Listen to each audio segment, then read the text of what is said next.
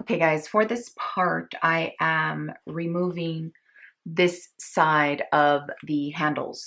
This is an optional thing because I don't like these fabric handles. I am going to be replacing them with leather handles. And I have already measured the back center here by finding the center space where I'm going to be adding the double-sided caps. And you need quite a bit of tools to be able to replace handles on bags, but I have all the equipment. I'll post all the links below if you guys want to try your hand at it as well. This is what you're going to need to replace handles.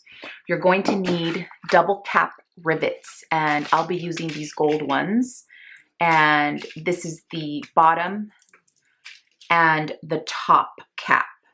So you're also going to need an anvil or something to be able to position them and lock them into place, basically. So you're going to place them on a device like this. This comes with the actual set, and then you can hammer it into place so that the rivet assembles perfectly. Now, I also have a little stable 2-pound anvil, and I could hammer it into place as well. I'm going to be using that method instead of this one. However, if you don't have an anvil, you could use what comes with the actual double caps. Also, you're going to be needing end cutting pliers, and these are pliers that you can find at any hardware store. I'll also post the links below to the other one that I have. This is a smaller version. But the reason you need this is to be able to remove this cap here. So I have already removed the handles from the other side of the bag. And what you do is you basically squeeze the tool over this end cap and you clip it off. It is a little bit challenging. So you'll also need needle nose pliers to be able to pry out the stud. Otherwise, you cannot get that removed. Once you remove that cap, you're going to pull the string that's sewn all around the seam here and remove it so that this comes off. And then what you're going to do is you're going to grab your leather hole puncher. You're going to find the center, which I've already measured, and you're going to pierce a hole through that so we can put the double cap rivet. Now I'll show you how to do it. Okay guys, now that you have ripped the top rivet off, you're going to be removing the back side of the rivet. And in order to do that, you need to take off this top part, and then we're going to dig it out. These are my needle nose pliers, and they have ridges so you can grip easier. This part's going to be very tricky. You are going to have to make a little bit of a hole there to be able to pry this out. So wrestle with it a little and it'll eventually come out. If it's a little frayed, don't worry about that because we are going to be placing the new strap right over that there. Look at all my tools. If you want me to change your transmission, let me know. The next step is to puncture holes in the area that we're going to be placing the new purse straps.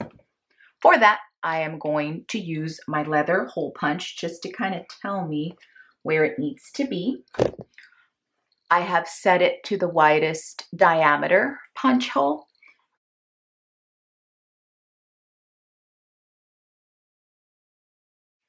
This is an anvil. This is only 2 pounds. It's very little, but this is going to be perfect for this project. You're going to need a hammer, and we are going to install the double capped rivets.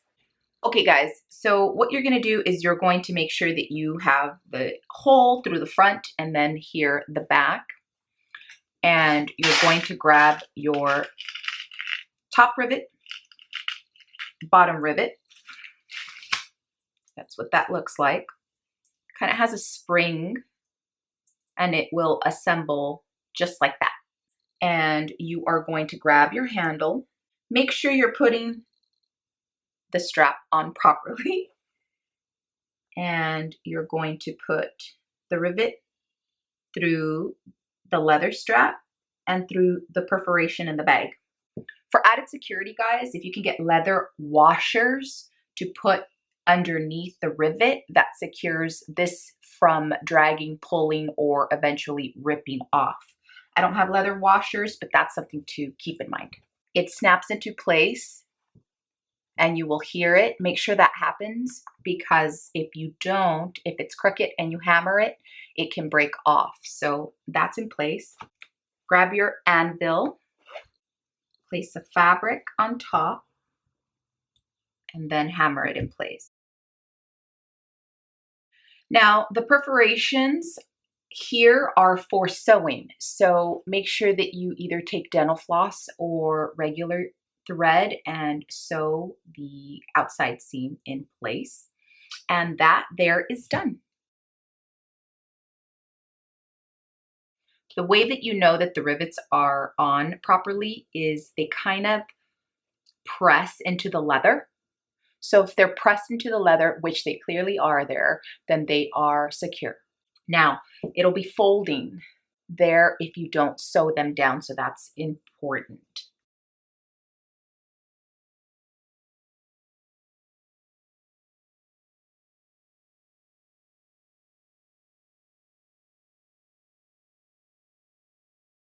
Okay guys, so I did sew on the handles.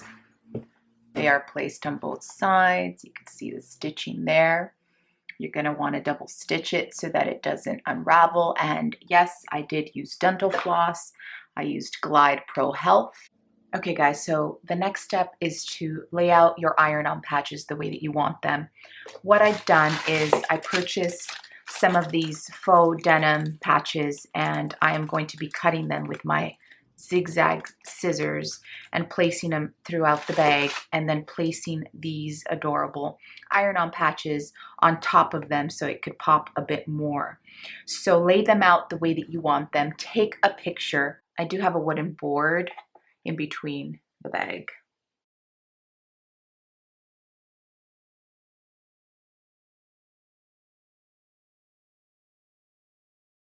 Make sure you have a board in between the bag, otherwise these patches are not going to be pressed properly.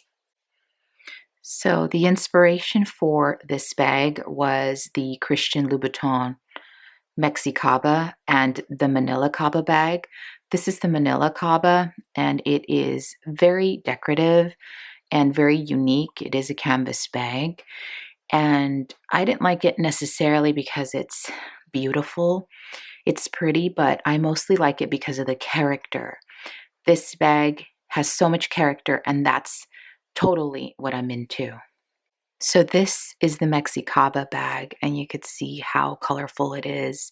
And it reminded me a lot of my recent Mexico and wedding trip, and I saw a lot of beautiful textiles and embroidery work in the shops. And so this bag was so beautiful, but unfortunately it is sold out, so I couldn't get my hands on that particular one.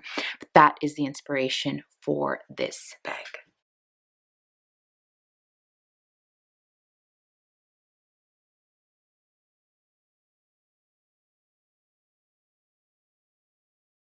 This is just water and it'll dry, but you do have to have it in steam mode to be able to adhere these top patches.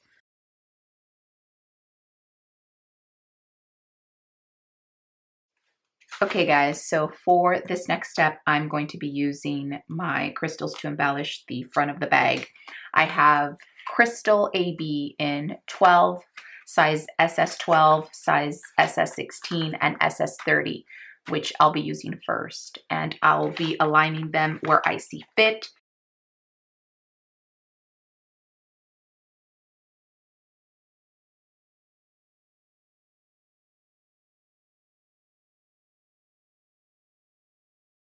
Okay guys, we're all done with the 30 SS size. We are going to move on to the 16 SS. Okay guys, so I let the bag dry and the crystals are adhered, and I have laid the Pom Pom Trim on the outside of the bag, and it's right over the black piping of the bag, so it's going to be covered. I am going to glue it first, and then I'm going to hand sew it.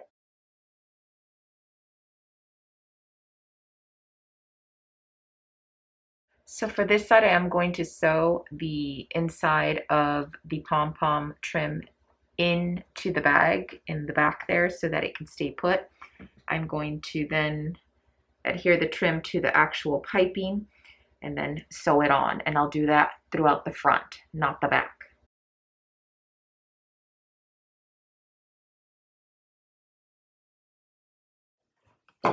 Okay guys, so I'm done sewing the bag. I did it off camera because it was just too time consuming. And I just sewed the trim, and I also sewed the trim on the back side to each side of the bag. This is a huge bag, so it's not fitting in frame. Because of the trim being a thin braided string, it will fray even if you sew it. So what I'm going to do is put a thick book in there so it does not touch, both sides don't touch. And we're going to put a little dollop of glue so that it stays in place and will not fray. So do that after sewing the bag. Okay guys, so this is the finished bag and it turned out beautifully. It is definitely a conversation piece and definitely full of character. So it is my idea of a fashion tote, and it can be used as a diaper bag, as a beach tote, or just a handbag. It's big enough to fit all your essentials and some. So I really hope that you enjoyed it. There's a lot of steps to completing this bag, but in the end, it is definitely worth it because it's so unique. If you enjoyed this video, please make sure that you give it a big thumbs up or pop a comment below. Thank you so much for watching, and I will see you next time. Bye.